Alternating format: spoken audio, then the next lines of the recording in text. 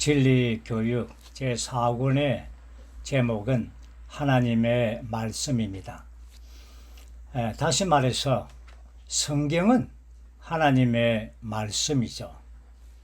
성경 전체 66권 중심 계시는 하나님의 경륜입니다. 우리는 지난 제4화에서 하나님의 경륜이 바로 성경 안에서 우리를 지배하고 통제하는 이상인 것을 보았습니다. 이번 시간 제5화에서는 성경의 기본 계시를 보기를 원합니다. 성경에는 많은 진리와 계시의 항목이 있지만 우리가 이번 과에서 다루는 것은 성경의 가장 기본적인 계시 7 항목인 것입니다. 이러한 기본 계시 7 항목이 바로 발전된 것이 우리 서재에, 여러분들의 서재에 있는 신약의 결론입니다.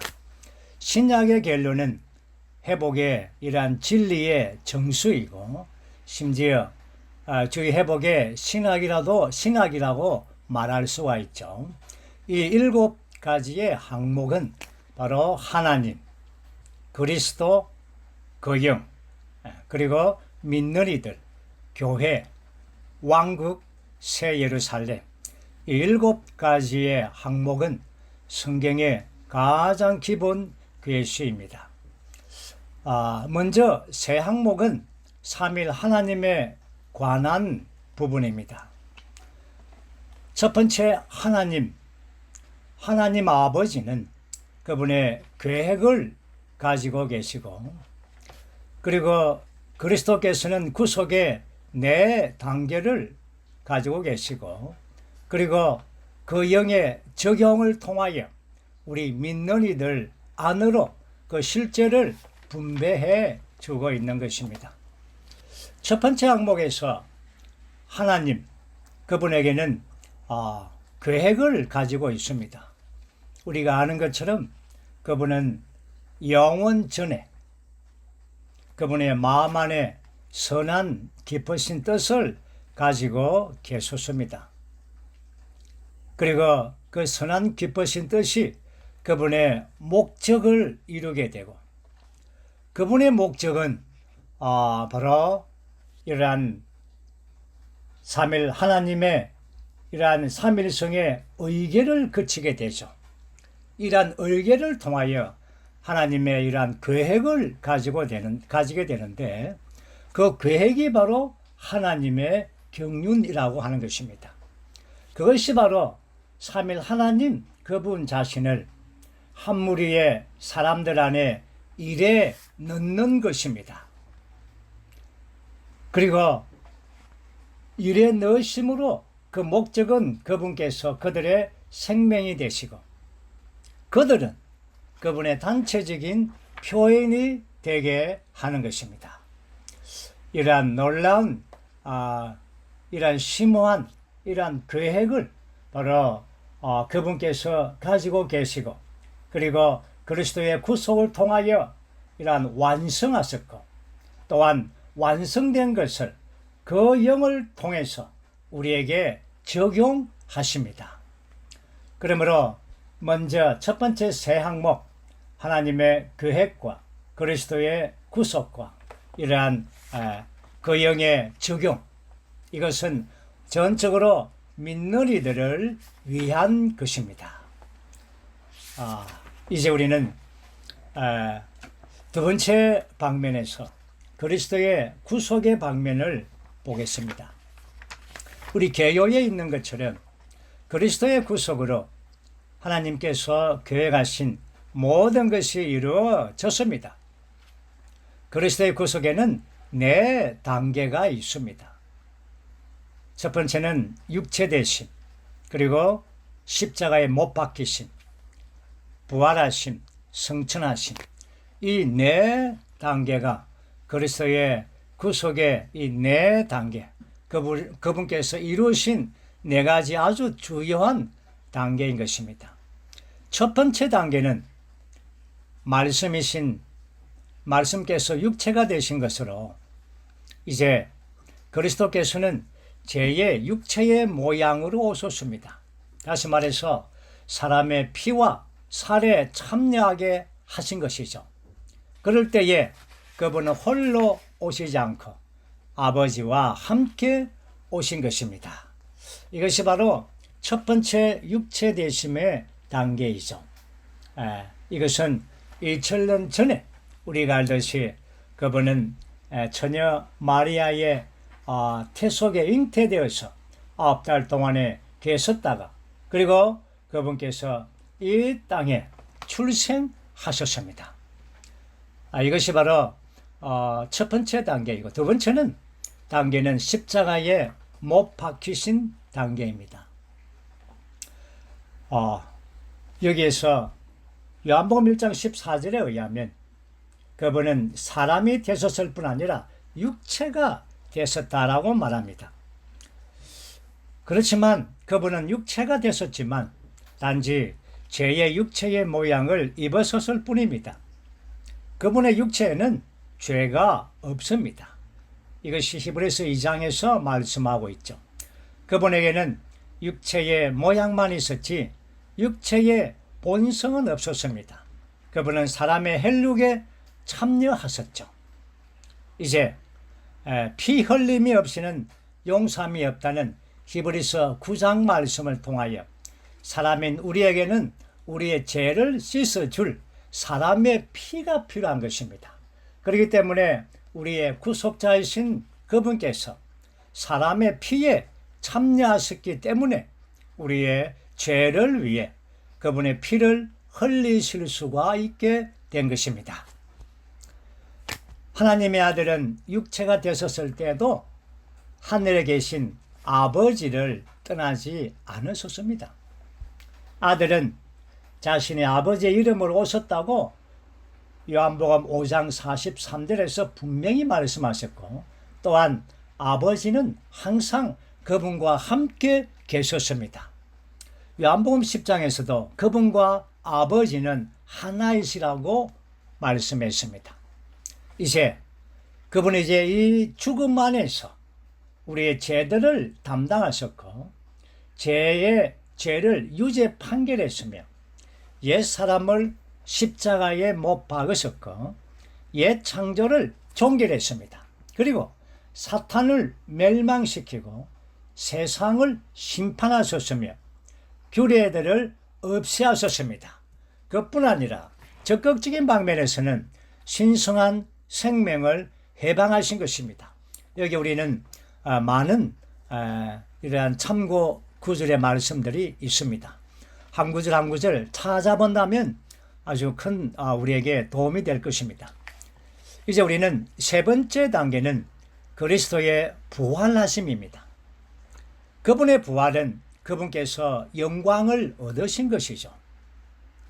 그분의 부활 안에서 하나님의 맏아들로 인정되셨고 또한 생명 주는 영이 되셔서 우리 죄인들을 거듭나게 했습니다. 그래서 우리가 요한복음 20장에서 부활 안에서 그리스도는 모든 그분의 제자들에게 이런 숨을 내쉬면서 이러한 성령을 받으라고 말씀했습니다. 이것이 바로 생명 주는 영으로서 제자들 안으로 내어시신 것입니다. 네 번째 단계는 성천하심이죠. 이제 그분의 성천하심을 통하여 주님과 그리스도가 되셨고 또 몸인 교회에게 머리로 주어졌습니다. 그리고 성령을 믿는 이들 위에 부어주셨고 우리를 그분처럼 하늘들에 앉게 하셨습니다. 에베소서 2장 6절은 놀라운 장입니다. 죽었던 우리를 살리실 뿐 아니라 이제 그리스도의 성천에 그 위치에 우리를 앉히셨다고 말하고 있습니다. 이것이 그리스도의 완전한 구속인 것입니다. 이제 우리는 세 번째 항목은 바로 그 영이죠. 우리 개요의 3번을 보면 그 영은 아버지께서 계획하신 모든 것과 아들께서 이루신 모든 것을 믿는 이들에게 적용하는 것입니다. 그러므로 이러한 적용은 믿는 이들을 위한 것입니다. 삼일 하나님의 모든 과정을 겪으신 것은 이제 그 영으로 말미암아 우리 안에, 믿는 이들 안에 적용하신 것입니다.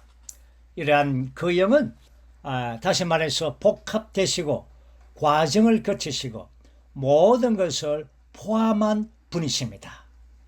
그분은 바로 삼일 하나님의 왕결이시죠. 요한복음 4장 24절에 따르면 우리 하나님은 영이십니다. 삼일성의 그 영이 영이실 뿐 아니라 하나님 전체, 곧 아버지와 아들과 영도 영이십니다. 이러한 그 영 안에 바로 아버지와 아들과 이러한 그 영이 이러한 복합되어 있는 것입니다. 그렇기 때문에 그 영은 실제의 영이라고 하는 것입니다. 이제 우리가 비번 말씀 보면 그 영은 그리스도의 실제로서 믿는 이들에게 생명을 주시고 영 안에서 거듭나게 하시며 기름을 부으시고 도장을 찍으시고 또한 보증이 되시고 넘치는 공급이 되시며 거룩하게 하시고 우리를 온 존재를 변화시켜 주는 것입니다. 이것이 바로 그 영의 이러한 역사이죠.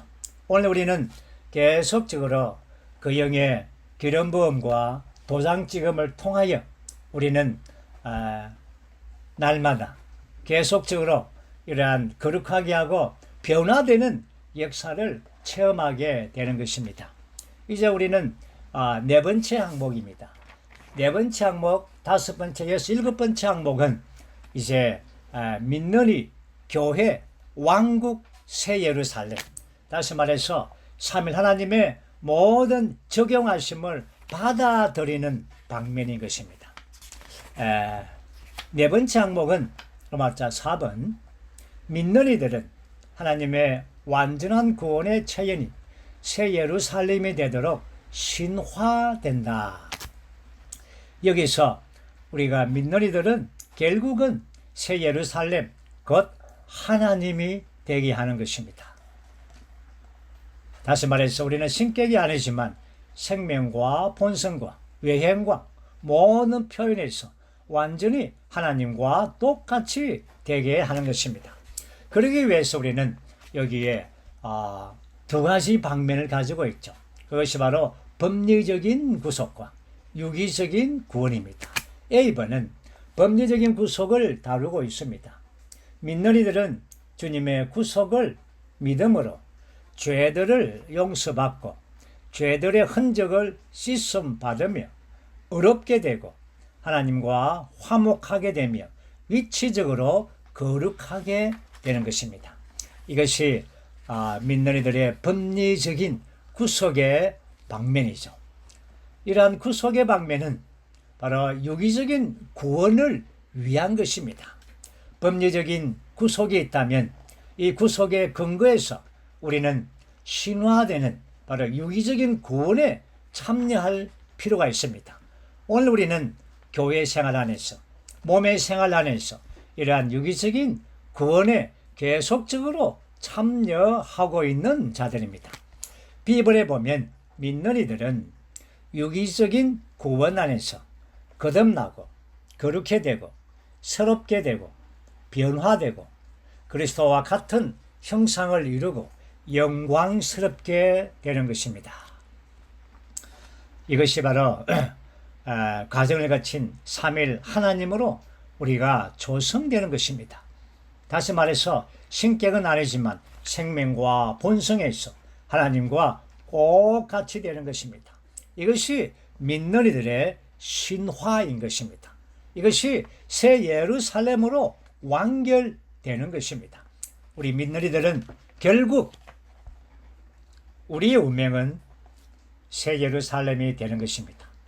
하나님이 되는 것입니다. 신화되는 것입니다. 이제 우리는 다섯 번째 항목은 바로 교회입니다. 교회는 단체적인 믿는 이들을 말하고 있죠. 우리가 에베소서의 말씀 보면 이러한 교회의 많은 방면들이 있습니다. 여기에서 에베소서와 계시록을 통하여 이 교회의 8방면을 교회에서 말하고 있습니다. 우리 교회의 5번, 교회는 부름받아 나온 회중, 하나님의 집, 하나님의 왕국, 그리스도의 몸, 그리스도의 신부, 새 사람, 금 등잔대, 예수님의 증거. 이것은 에베소서에 있는 방면뿐 아니라 이러한 계시록에 있는 이 금등잔대, 예수님의 증거까지, 이것이 다 교회의 방면들입니다. 교회는 A번, 교회는 하나님 안에서 본성에 있어서 우주적이고, 또한 고린도에 있는 하나님의 교회처럼 실행에 있어서 명확한 장소에서 지방적인 것입니다. 우리는 교회에 대한 이러한 우주성과 또한 지방적인 방면을 이러한 충분하게 우리가 알고 있습니다. 두 번째는 B번이죠. 교회의 유일한 기초는 그리스도입니다. 교회는 그리스도의 기초 위에 건축되고 그리스도에 관한 계시 위에 건축됩니다. 교회의 터는 지방이지만 그러나 그 기초는 그리스도입니다. 세 번째 방면은 교회의 터의 세 요소입니다. 우리가 지방의 이러한 터 위에 있다, 지방의 진정한 하나의 터 위에 있다 라는 말은 이 세 가지를 다 충족시켜야 되는 것입니다. 첫 번째는 우주적인 몸의 하나여야 되고, 두 번째는 이러한 지방이라는 이러한 유일한 터 위에 서 있어야 되고, 세 번째는 하나의 거형의 실제가 있어야 되는 것입니다. 이 세 항목 중에 하나라도 결핍된다면 우리는 교회의 진정한 하나의 터 위에 있다라고 말할 수가 없는 것입니다. 그러므로 우리는 지방교회의 진정한 터라고 말할 때 우리가 아는 다만 지방이라는 터가 아니라 여기에서 우리의 교회가 우주적으로 유일한 몸의 하나인가? 우리가 몸과 연결되어 완전히 있는가? 또한 그 영의 실제가 그 안에 있는가? 이것은 매우 중요한 것입니다. 그럴 때에 우리는 지방의 진정한 하나의 터 위에 있다고 말할 수가 있는 것입니다. 이제 우리는 여섯 번째 항목은 하나님의 왕국입니다. 우리 교회에 보면 하나님의 왕국은 하나님께서 그분의 권위를 행사하시어 그분의 계획을 이루실 수 있는 신성한 영역입니다.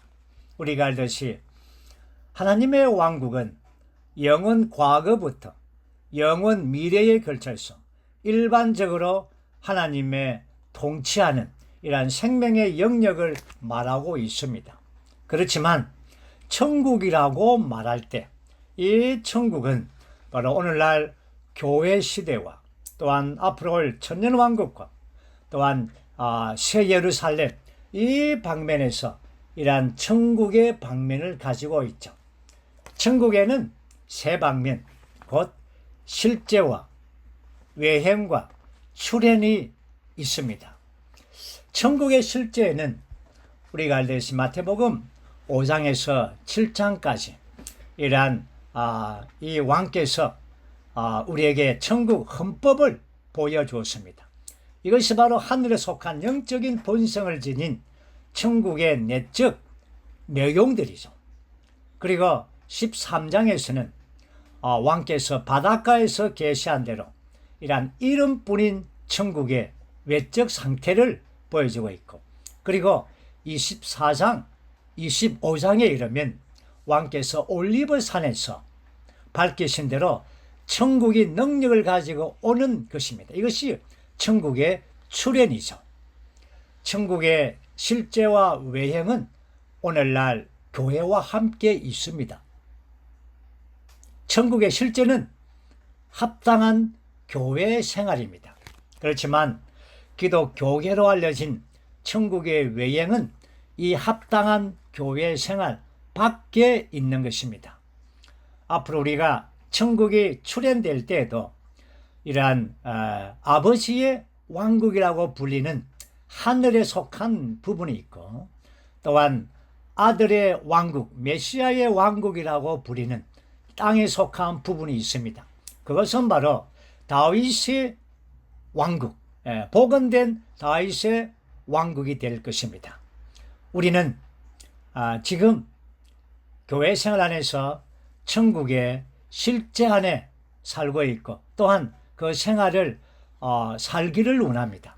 그래야만이 우리는 주님께서 이 땅에 왕국을 가져오실 때 천년왕국의 하늘에 속한 부분에 참여함으로써 주님과 함께 천년 동안 이렇게 다스리는 공동 왕들이 될 것입니다. 그리고는 이제 결국에는 이